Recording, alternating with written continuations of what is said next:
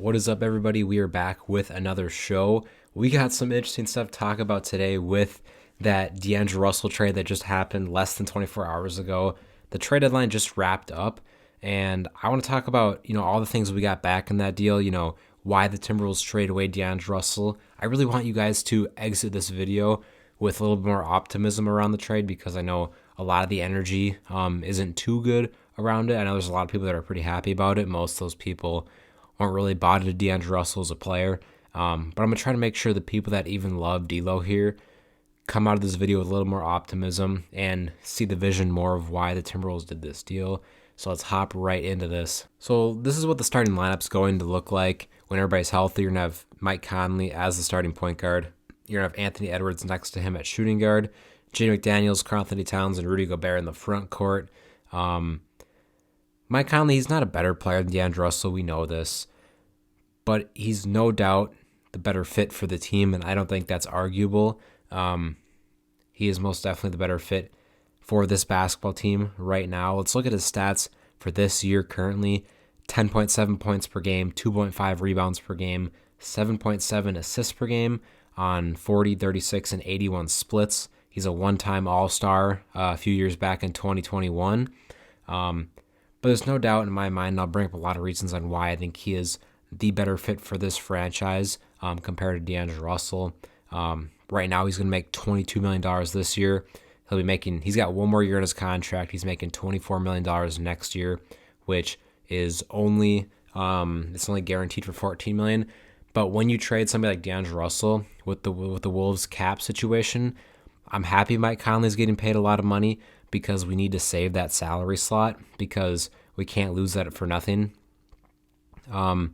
And that's definitely, a possibility. And this is one of the big reasons why we made this trade instead of, maybe for some younger guards, even though Mike Conley is probably one of the better options on the market for us right now.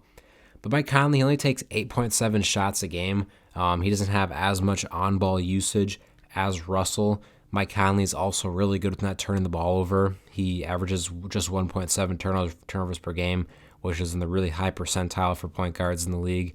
The Jazz fans that I've talked to are still speaks, slightly highly about his defense. He seems like an above-average defender still.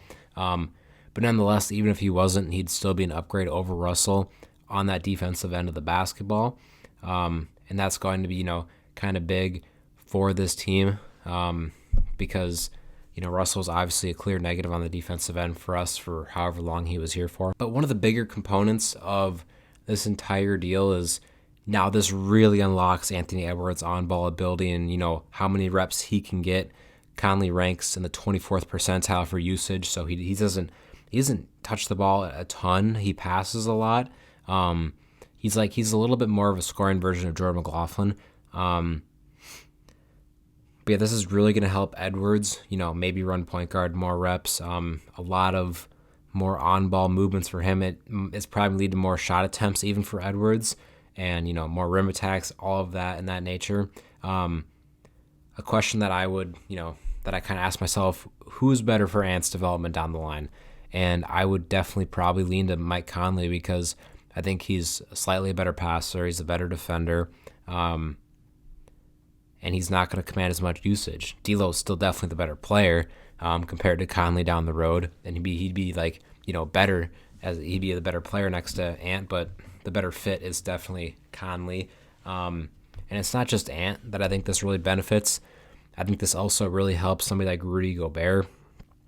Last year, I believe Conley was a +9 points per 100 possessions with Rudy Gobert compared to D'Angelo Russell this year was a -1 points per 100 possessions with Rudy. I mean, just the whole, I thought it was going to work out better than it did with D'Angelo Russell and Rudy Gobert. We saw it work with Jared Allen in Brooklyn when, D'Angelo Russell had his all-star season in Brooklyn a few years ago. So, I mean, right off the bat, you thought, the D'Lo to Gobert connection was going to be really, flawless and it was going to work. But over time, over the last few months, they just haven't really developed much chemistry at all. I think they've only connected on 13 lob dunk passes the entire year compared to like Mike Conley, I believe last year there's like 52. But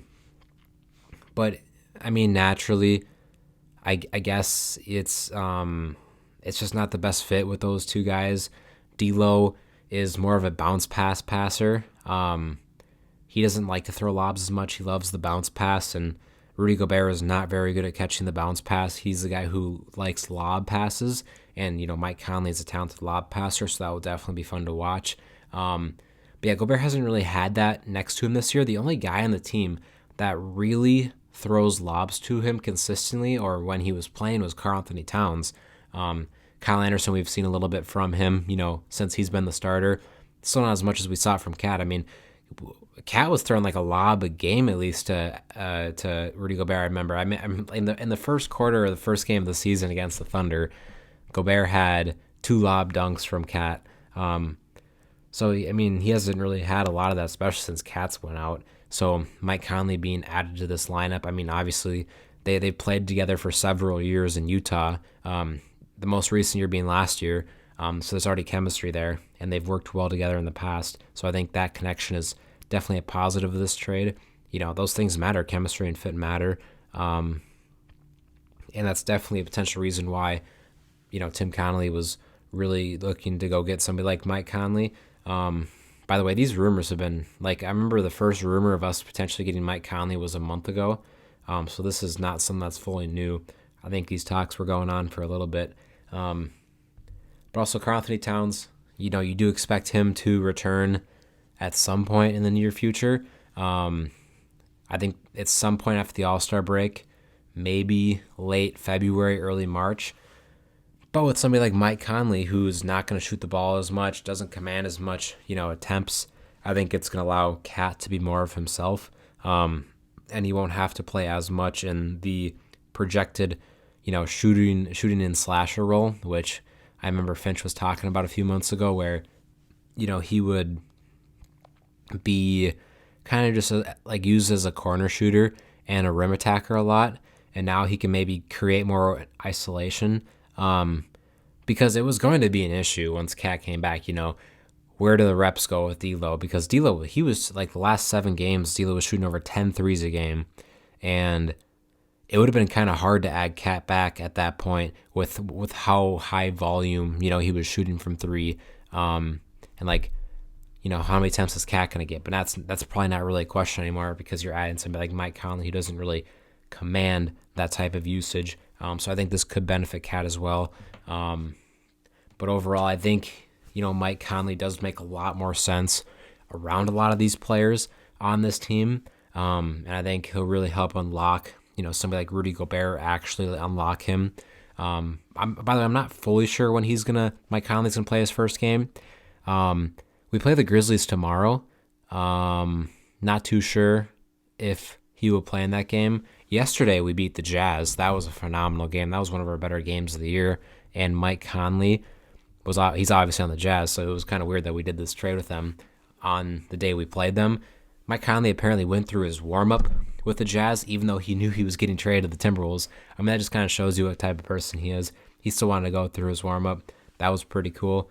But yeah, I think he's really going to, help out some players like Gobert and Ant on this team for the future. Mike Conley also has a pretty solid playoff history in his long NBA career. He's been in the NBA for a long time. I think he's like a 15 or 16 year vet. I mean, he's 35 years old.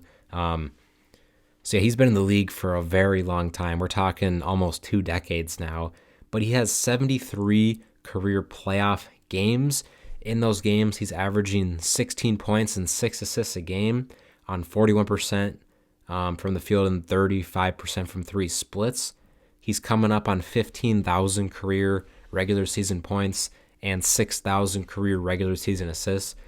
So he's been doing this for a while. He's also an all-NBA defender in 2012-2013, which was literally a decade ago. But he's still a good defender based off what I've been hearing from Jazz fans. And in the games we've played against them, he always seemed like a solid defender. I haven't watched, the ins and outs of every Jazz game this year, obviously. But from what I've heard, he's still got some defensive juice left in him, which is good.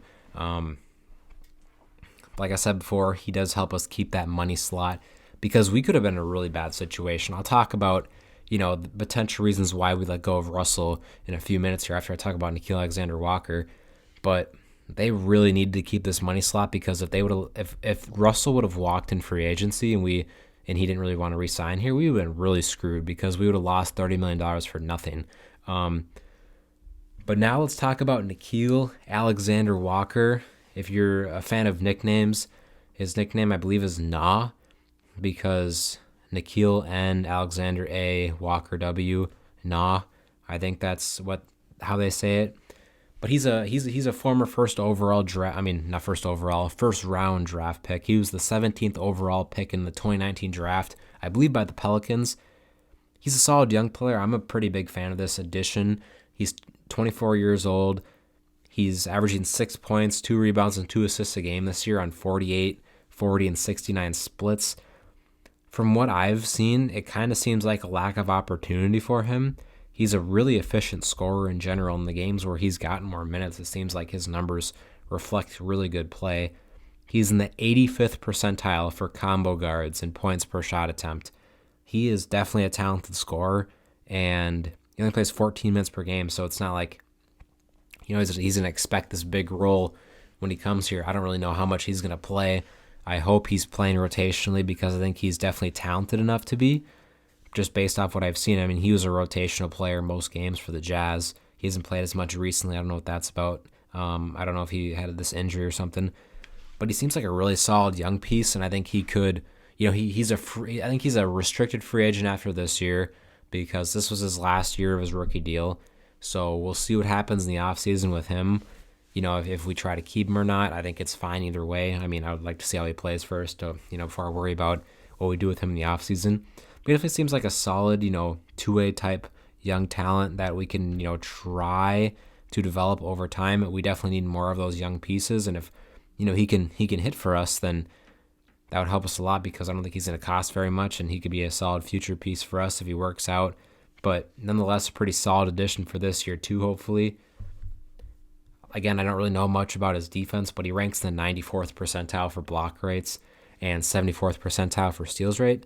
So take those numbers how you want. We'll see what happens. I mean, we'll hopefully see him play tomorrow against the Jazz. I don't know if those guys are going to suit up or not. We'll see what happens. Let's talk D'Angelo Russell and, the possible answers of why he was let go by this team. Because, I mean, he was really awesome for us these last few months, averaging nearly 20 points per game.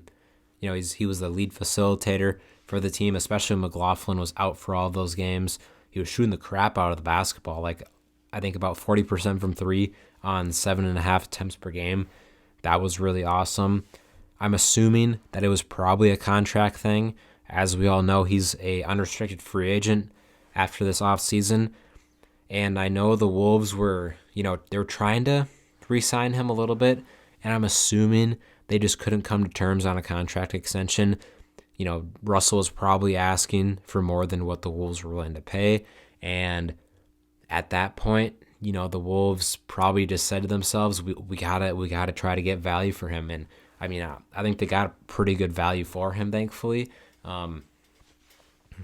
because, he's on an expiring contract. There's risk that he could leave any team wherever he goes. So it makes more sense if this truly was about the contract, and then we just couldn't figure out, the money and the years, because I'm assuming Deal was asking for too much. And at that point, you probably have to move on from him, because you can't risk losing him for nothing, because we don't have, like, the Timberwolves. If they would have lost him for nothing, we can't even replace that $30 million salary thing anymore, because we're over the cap. So, because we're like in between the salary cap and luxury tax, so we want to keep that $30 million on the roster. And by doing that, we got, Conley and Nickeil Alexander-Walker, so we can keep those salary slots and we don't lose them magically. So we don't have to worry about, not being able to do anything in the offseason money-wise. But it's a Wolves reunion in LA. Malik Beasley and Jared Vanderbilt were also traded to the Lakers. Patrick Beverley was just traded from the Lakers to the Magic, and he's going to be bought out, it looks like. The rumors early were that the Wolves were going to be the front runner to get him, but now It does not look like the Wolves are sadly going to be going for him, unfortunately. I'm really upset that I think it was Mark Stein that put out the report that the Timberwolves are not interested in going for him. Not too sure why. I would definitely be going for Beverly. I don't know why we're not. If I were them, I would just cut Matt Ryan off the two-way and move Nathan Knight to the two-way because, I mean, if you lose Beverly in the offseason again, then you can just move Nathan Knight back to a roster spot. I don't know why we don't really have interest in that. Maybe we could have interest. This is a really weird trade deadline. I forgot to even say that we got 3 second-round picks in that D'Angelo Russell deal too. I'll probably talk about that later. But yeah, it's a Wolves reunion in LA. But I wish we would be interested in Patrick Beverly. Not too sure why we're not anymore. I guess Tim Conley just doesn't think we need a guard at this point. We'll see though. It's possible it could still happen. We'll see. But I mean, D'Lo has bounced around the league his whole career. Obviously, he was drafted by the Lakers. Now he's reuniting with them. Then he was traded to the Nets, and then he did a sign and trade to the Warriors. Then he was traded to the Lakers. So this is technically the 4th trade of his career. So he's been bouncing around a lot. His longest tenure with a team was with the Wolves. It was 4 seasons in total, not 4 full seasons, because the first year with us, he played like 13 games because we got him like on the deadline date, and then COVID happened. Then he played like 40 games. That second year, I remember he had a big surgery that he missed a few months with. Last year, he played most of the season, and this year he's played most of the season with us, but obviously we just traded him. But we'll see. I wish luck to Russell with the Lakers. So, I mean, that's kind of it. Definitely drop your comments and your thoughts below in the comment section. What do you think of this deal? Do you think it was good or not? I think I still don't it's not really a deal where I can say it was a win or a loss yet. I'm going to have to wait because right away, my thoughts right now on the deal is I think Conley fits the team a lot better, but I think Russell was definitely the better player that we traded away. But I'm just really interested to see how this works out for us, because I'm interested to see how Mike Conley fits with everybody. Does he gel right away? Does it take time? We'll see what happens. I mean, he's already got chemistry with Gobert. He knows what Gobert likes. Gobert was really excited in an interview last night about getting Conley back. Him and D'Lo just didn't really gel. So we'll see what happens. But thank you guys for tuning in. We got a game against the Grizzlies tomorrow. We'll see if those guys can play. See you guys soon. Hopefully, I can make a video in a few days saying the Wolves picked up Beverly or something. But we'll see you guys soon. Peace.